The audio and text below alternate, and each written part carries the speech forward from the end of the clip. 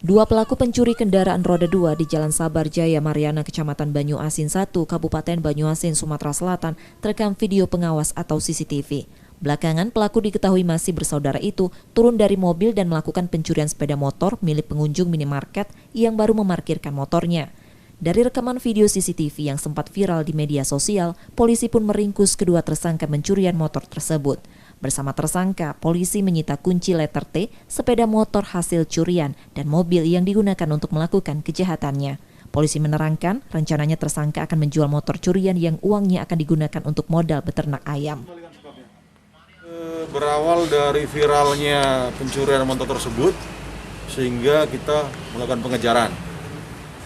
Didapat informasi dari sekelilingnya, dicocokkan dengan lapangan, ternyata benar mereka pelakunya.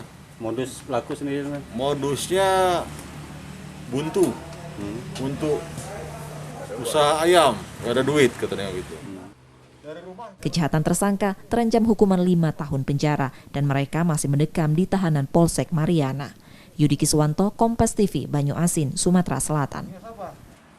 Tidak tahu. Buat modal usaha Pak. Usaha apa? Ayam.